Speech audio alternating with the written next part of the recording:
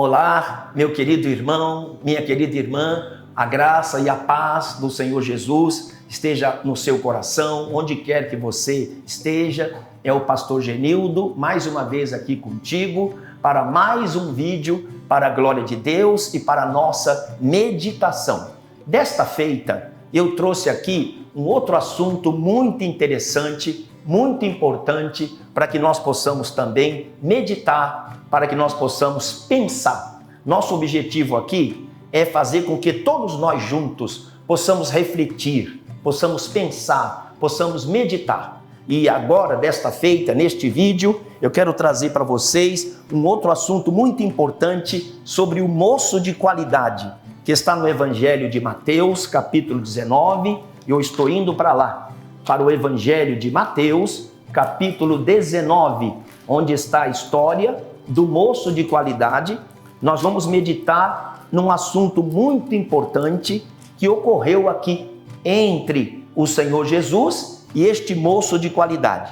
É Mateus capítulo 19 e o versículo 16, onde está registrado aqui a história deste moço. Se você está num lugar aí que possa ler a Bíblia comigo, se você está com o celular e você já baixou a sua Bíblia aí, é Mateus capítulo 19 e o versículo 16.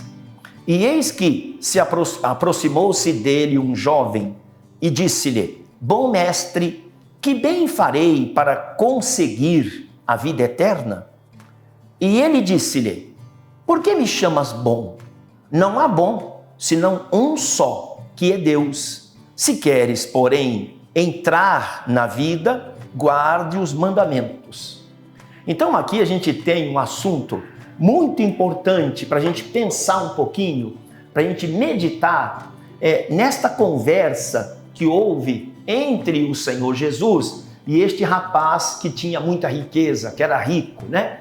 Mas eu quero chamar a sua atenção para a pergunta que o rapaz fez para Jesus. Primeiro, ele falou com Jesus e chamou Jesus de bom, né? Bom mestre, que bem farei para conquistar, para conseguir a vida eterna? E Jesus então disse a ele: Por que você me chama bom? Não há nenhum bom, senão um só, que é Deus. Por que Jesus teria questionado o rapaz acerca disso? Porque Jesus observou que ele tinha chamado a Jesus de bom, né? Por quê? Por que me chamas bom?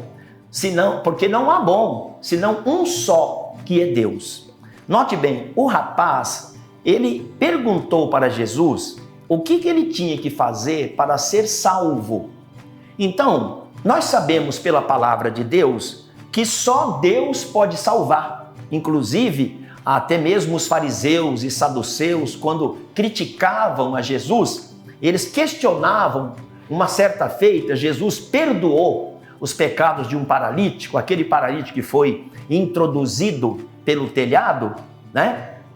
Que quando eles introduziram aquele paralítico, pousaram a cama do paralítico no piso, Jesus disse: Grande é a vossa fé, perdoados estão o seu pecado.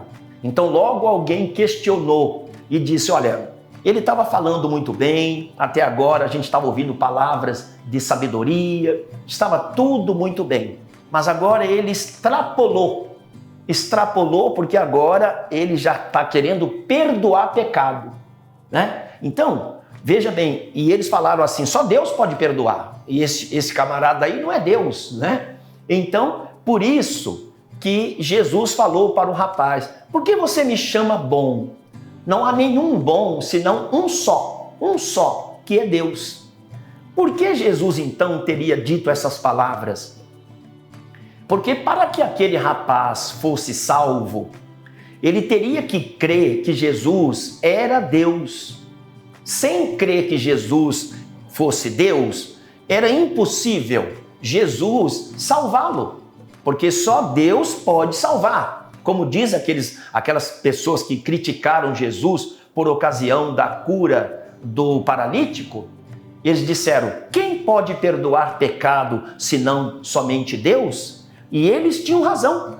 Eles tinham razão. Ninguém pode perdoar. Ninguém pode perdoar. Aliás, de passagem, é por isso que nós, os evangélicos, nós não temos aquela confissão que tem valor de perdão.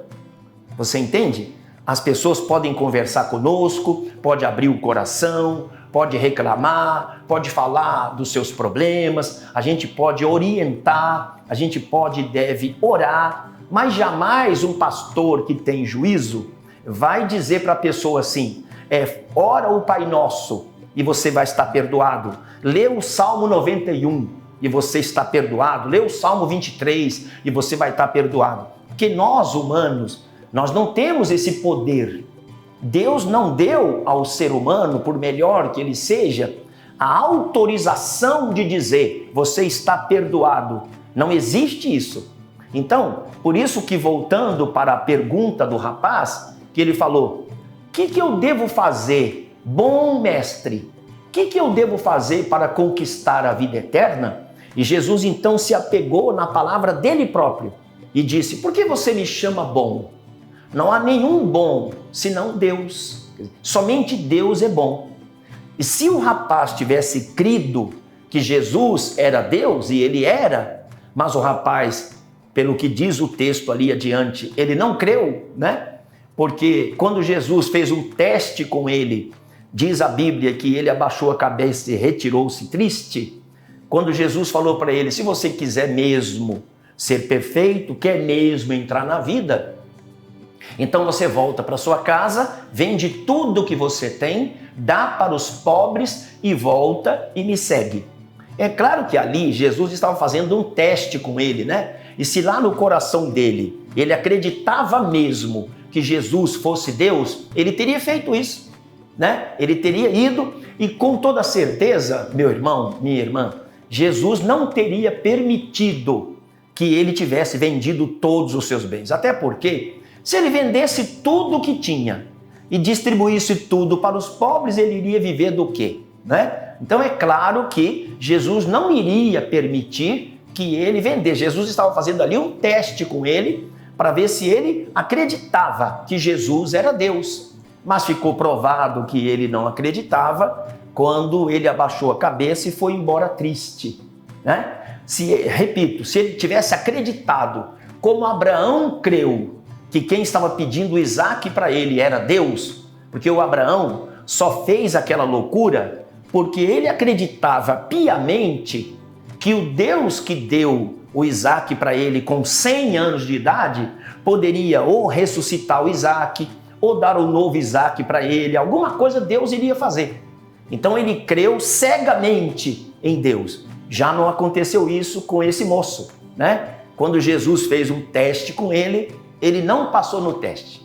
Então, moral desta minha breve palavra, para que você, meu irmão, para que você, minha irmã, para que eu possa receber de Jesus a vida eterna, para que nós possamos salvar a nossa alma gratuitamente, nós precisamos simplesmente crer que Ele é Deus, crer que o sacrifício dele na cruz é verdadeiro, é suficiente.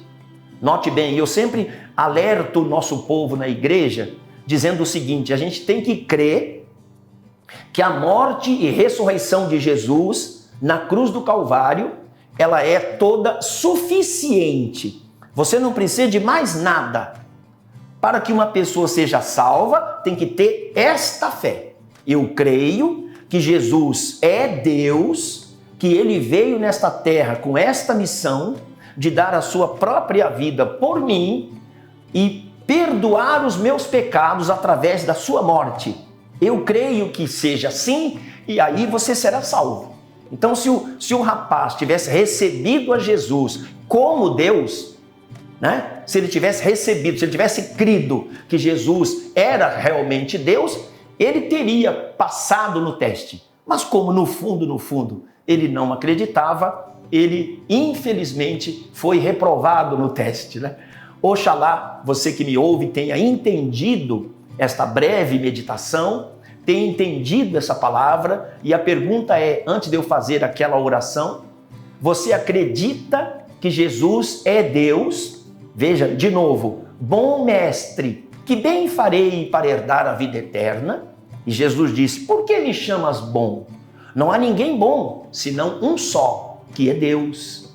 Então, Jesus tinha dúvida que ele fosse Deus? Não, ele estava testando o rapaz. Ele estava fazendo um teste ali, como Deus fez com Abraão, né? Então, você que está me vendo e me ouvindo, crê que Jesus é Deus e que o sacrifício dele na cruz é suficiente para salvar a sua alma? Se você crê, então você é um salvo, como São Paulo falou em Romanos capítulo 10. Eu quero orar em seu favor neste momento, para que Deus venha abençoar você, sua família, seus negócios e tudo em você. Senhor Jesus Cristo, muitíssimo obrigado por esse privilégio de ter aqui junto com os meus amigos, irmãos e ouvintes, ter trazido aqui para a nossa meditação esta palavra tão importante. Mas agora eu quero apresentar ao Senhor esta vida que me dá a honra, me dá o privilégio de estar me vendo e me ouvindo. Visita esta pessoa agora, esteja ele ou ela em qualquer lugar, esteja trabalhando, passeando, viajando, que o Senhor alcance esta vida agora. Se eu estou orando por alguém que está me vendo e ouvindo, que está doente, toca, Senhor, nessa pessoa e cura. Não importa o nome da doença, não importa o tamanho do mal, porque Tu és um Deus que excede qualquer poder terreno. Tu és, como a gente costuma dizer, o médico dos médicos. Na verdade, o Senhor está muito além, como diz o hino da Mara Lima, Ele vai além da medicina. O Senhor vai muito além da medicina. Então toca nesta vida, meu Senhor, e faz agora aquilo que a medicina não pode fazer. Cura, liberta, queima este mal. Em nome do Senhor Jesus. Amém, Senhor. Amém. E como ministro de Deus, eu declaro a você que acabou de receber esta oração, está abençoado em nome de Jesus. Amém, Senhor. Amém. Graças a Deus.